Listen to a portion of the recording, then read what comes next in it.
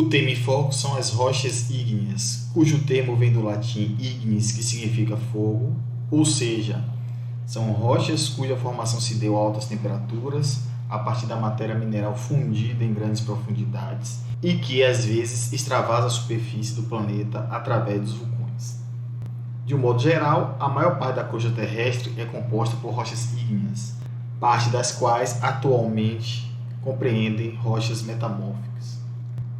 A formação dessas rochas se relaciona com a tectônica de placas, através do centro de expansão, associada a células de convecção ascendente nas dorsais mesoceânicas, e limites convergentes através da convergência entre duas crostas oceânicas ou entre uma crosta oceânica e uma crosta continental, nas zonas de subducção.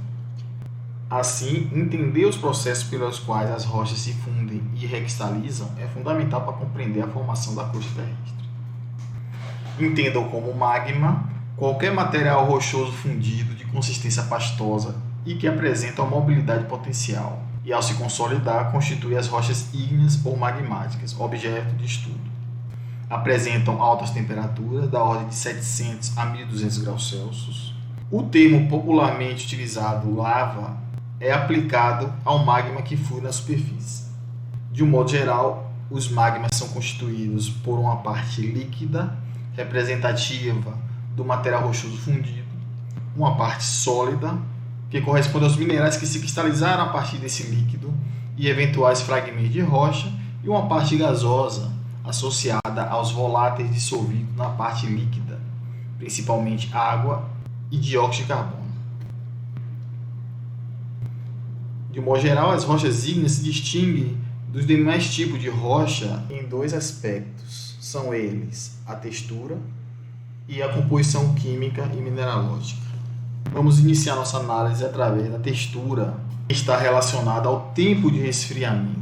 Um tempo de resfriamento lento geralmente está associado ao resfriamento e cristalização no interior da Terra, formando um tipo de rocha ígnea conhecida como intrusiva, abissal ou plutônica, que são termos sinônimos. Nas profundezas do planeta Terra, o magma em resfriamento tem tempo suficiente para desenvolver grandes cristais e formar uma rocha de granulação grossa, como mostrado nos granitos. Já quando o resfriamento é rápido, ocorre na superfície da Terra através do extravasamento dos vulcões, formando um tipo de rocha conhecida como rocha ígnea extrusiva ou rocha vulcânica. De um modo geral, essas rochas, como no basalto, apresentam granulação fina ou vítrea, pois o resfriamento na superfície da Terra ocorre de maneira extremamente rápida e os cristais não têm tempo suficiente para se desenvolver.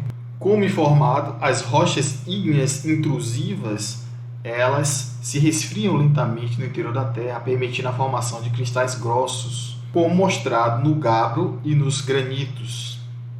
Já as rochas extrusivas são aquelas que extravasam na superfície da Terra e se resfriam rapidamente, apresentando uma granulação fina, como ocorre nos basaltos, que são correspondentes vulcânicos do gabbro, ou seja, são rochas que apresentam a mesma composição mineralógica, mas diferem no aspecto textural.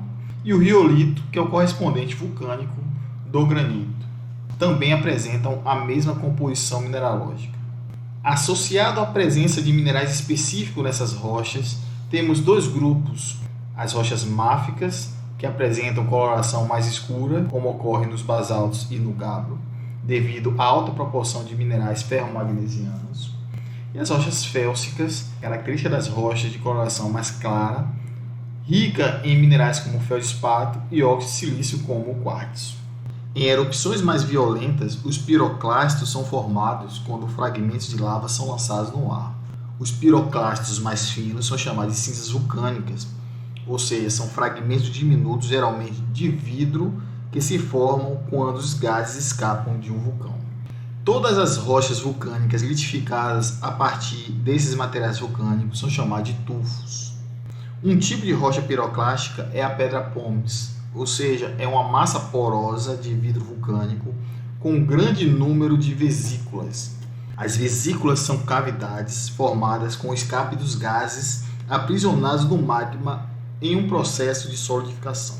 Outra rocha completamente vítrea é a obsidiana, que, diferente da pedra pómez, contém apenas minúsculas vesículas. Esse material geológico, quando fragmentado, tendem a produzir bordas afiadas e apresentam comumente fraturas conchoidais.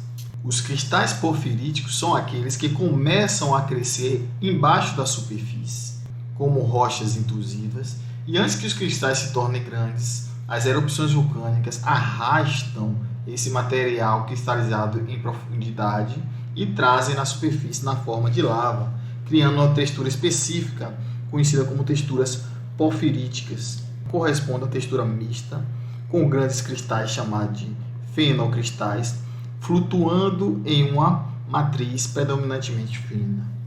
As texturas porfiríticas são muito importantes para os geólogos, pois indicam que diferentes minerais cresceram ou se cristalizaram em diferentes velocidades. Conforme mostrado, algumas rochas ígneas intrusivas, ou seja, cristalizadas no interior do planeta Terra, e extrusivas, que se resfriaram e se cristalizaram na superfície do planeta, apresentam composição idêntica, diferindo apenas no aspecto textural. O gráfico abaixo expressa, no eixo vertical, a composição mineralógica de uma determinada rocha sob a forma de porcentagem de seu volume. Na área interna do gráfico, apresenta as proporções de diferentes minerais com base no teor de sílica por peso de rocha, que corresponde ao eixo horizontal.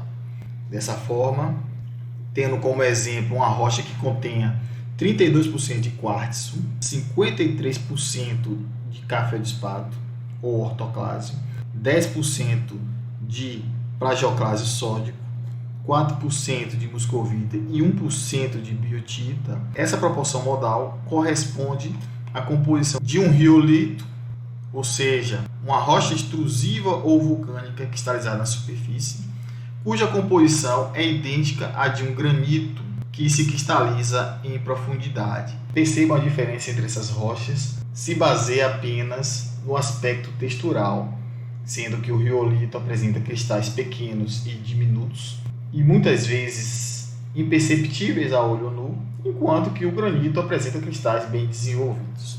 Um segundo exemplo, vamos considerar uma rocha que contenha uma menor quantidade de quartzo, 20%, 11% de cafeodspato, 52% de plagioclásio sódico ou albita, 5% de biotita e 12% de anfibólio. Essa composição mineralógica compreende um dacito, ou seja, uma rocha vulcânica ou extrusiva, cujo correspondente plutônico tem-se o grânio-diorito com seus cristais bem desenvolvidos. Já uma rocha que contenha 38% de plagioclásio sódico, 16% de plagioclásio cálcico, 22% de anfibólio e 24% de piroxênio, compreende a composição de uma rocha vulcânica conhecida como andesito, cujo correspondente plutônico é o diorito, como mostrado na imagem. Já uma rocha contendo 12% de plagioclásio cálcico, 74% de piroxênio e 14% de olivina, compreende uma rocha vulcânica conhecida como basalto, cujo correspondente intrusivo é o gabbro. Por fim, uma rocha que contém 3% de plagioclásio cálcico, 25% de piroxênio e 72% de olivina, compreende uma rocha vulcânica conhecida como comatito, cujo correspondente plutônico é um peridotito. Ademais, um dos parâmetros químicos mais importantes em uma rocha ígnea é seu teor de sílica, que compreende o eixo horizontal do gráfico. Com base no teor de sílica, as rochas ígneas são classificadas em rochas ácidas, que apresentam um teor de óxido de silício acima de 66%.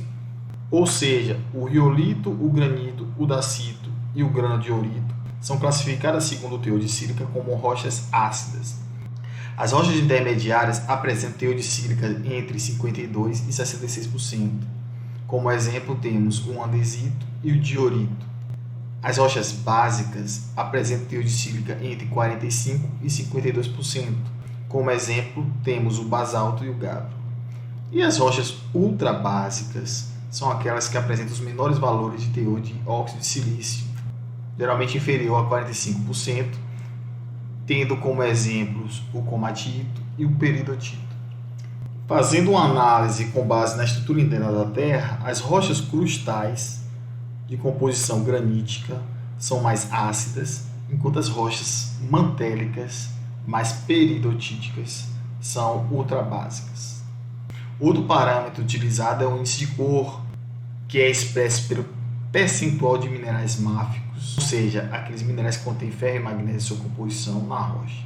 Segundo esse parâmetro, as rochas podem ser classificadas como hololeucocráticas, são aquelas que apresentam uma proporção de minerais máficos ou índice de cor menor que 10%. Leucocráticas, que apresentam índice de cor entre 10 e 30. Mesocráticas, entre 30 e 60. Melanocráticas, altas proporções de minerais máficos entre 60 e 90. E ultramelanocráticas são aquelas que apresentam índice de cor ou proporção de minerais máficos acima de 90%. Com base no índice de cor, podemos separar as rochas félsicas, são aquelas que apresentam índice de cor inferior a 50%. As rochas máficas apresentam índice de cor entre 50% e 90%.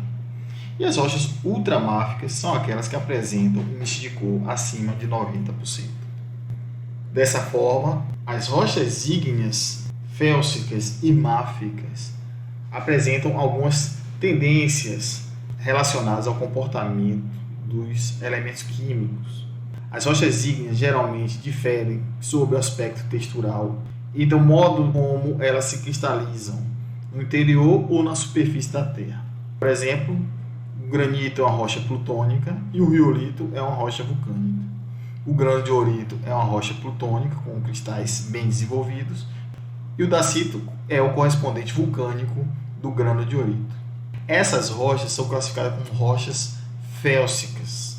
Quanto às rochas félsicas, existe uma tendência da quantidade de óxido de silício aumentar.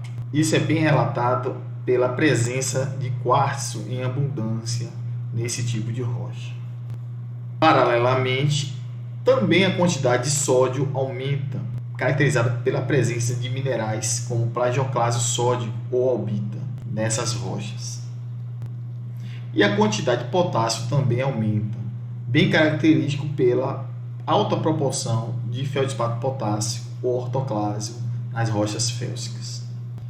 Já as rochas intermediárias, temos como exemplo o diorito, que corresponde a uma rocha plutônica, cujo correspondente vulcânico é representado pelo andesito. Já as rochas máficas, como exemplo, temos o gabbro, cujo correspondente extrusivo vulcânico corresponde ao basalto.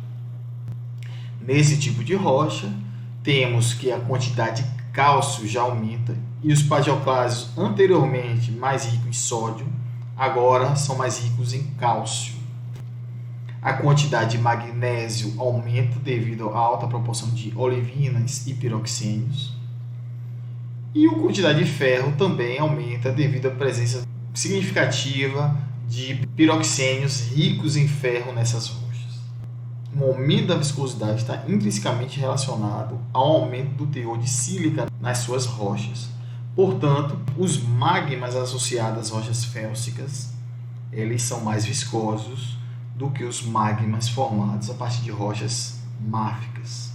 Concomitantemente, o aumento da temperatura da fusão do magma é maior para as rochas máficas e inferior para as rochas félsicas. A composição de um magma depende de vários fatores. A primeira delas é a sua composição, ou seja, a constituição da rocha geradora, aquela que irá sofrer fusão. A segunda é as condições que ocorreram a fusão e a taxa de fusão correspondente. E a terceira compreende a história evolutiva desse magma, do seu local de origem até o seu sítio de consolidação, onde, nesse trajeto, pode ocorrer um processo conhecido como diferenciação. A tabela mostra a variação composicional dos magmas, que é descrita principalmente pela porcentagem do teor de sílica. Os principais tipos composicionais do magma compreendem os magmas graníticos ou riolíticos, os magmas andesíticos e os magmas basálticos. Com base nessa tabela, temos que o magma granítico ou riolítico são aqueles que apresentam um teor de óxido de silício acima de 66%. O magma andesítico são magmas intermediários e apresentam teor de sílica entre 52% e 66%, como mostrado também na tabela. Enquanto que o magma basáltico apresenta teor de sílica entre 45% e 52%. A composição química influencia diretamente no comportamento do magma. Os magmas basálticos apresentam menor teor de sílica, eles são mais quentes, apresentam temperatura de fusão mais elevada, da ordem de 1000 a 1200 graus Celsius, e apresentam uma viscosidade menor, representado na relação de viscosidade em relação à porcentagem de peso de sílica. Percebam que esses magmas eles apresentam viscosidades pequenas e porcentagem de sílica baixa. Já os magmas riolíticos, eles são mais viscosos e representados por unidades de viscosidades mais elevadas e apresentam temperatura da ordem de 700 a 800 graus Celsius. E apresentam altos teores de óxidos de silício. Já os magmas andesíticos são magmas de composição intermediária de óxido de silício e viscosidade intermediária entre os magmas basálticos mais quentes e os magmas riolíticos mais frios. De um modo geral, a viscosidade, ou seja, a resistência do magma ao escoamento sob tensão cisalhantes, aumenta com a composição química, ou seja, quanto maior o teor de óxido de silício, maior é a viscosidade. Portanto, o magma riolítico é mais viscoso que o magma andesítico, que é mais viscoso que o magma basáltico. A redução da temperatura. Os magmas riolíticos eles se cristalizam sob baixas temperaturas e são magmas mais viscosos. Ademais, a diminuição do conteúdo de volátil está associada ao aumento da viscosidade e o grau de cristalinidade, ou seja, a proporção de minerais sólidos a partir do magma resfriado, faz com que a viscosidade desse magma aumente. Desse modo, as características físicas dos magmas estão intrinsecamente relacionadas à sua composição. Em uma rocha ígnea, é essencial entender os parâmetros responsáveis pela sua fusão. O primeiro deles é a temperatura, ou seja, os minerais que compõem determinada rocha se fundem em diferentes temperaturas, como discutidos anteriormente. Com o aumento da temperatura, enquanto que alguns minerais fundem, outros permanecem sólidos. O processo de fusão dos minerais não é uniforme, ele é bastante heterogêneo. Cada espécie mineral apresenta uma temperatura de fusão diferente, sendo que os minerais mais máficos se fundem a temperaturas mais elevadas, enquanto que os minerais mais félsicos eles tendem a se cristalizar sob temperaturas menores. O segundo parâmetro é a taxa que essa fusão ocorre. Desse modo, a composição de uma fusão parcial, onde apenas as temperaturas dos minerais de menor ponto de fusão foi alcançado, ou seja, eles são fundidos a menores taxas, são diferentes da composição da mesma rocha completamente liquefeita, ou seja, uma maior taxa de fusão. O terceiro parâmetro compreende a pressão. De um modo geral, o aumento da pressão eleva a temperatura de fusão das rochas. Por exemplo, uma rocha que se funde a 1000 graus Celsius na superfície tem uma temperatura de fusão maior em profundidade.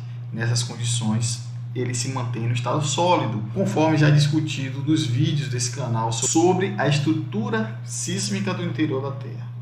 Logo, aumentando a pressão, a rocha vai se manter sólida. Em contrapartida, a diminuição da pressão pode fazer com que uma rocha se funda se a temperatura for suficientemente alta. Isso é muito comum, por exemplo, nas dorsais mesoceânicas, onde as correntes de convecção ascendente trazem magma das profundezas e, portanto, em condições de maior pressão, em direção à superfície, fazendo com que o material rochoso sofra uma fusão por descompressão adiabática. O último parâmetro é a água.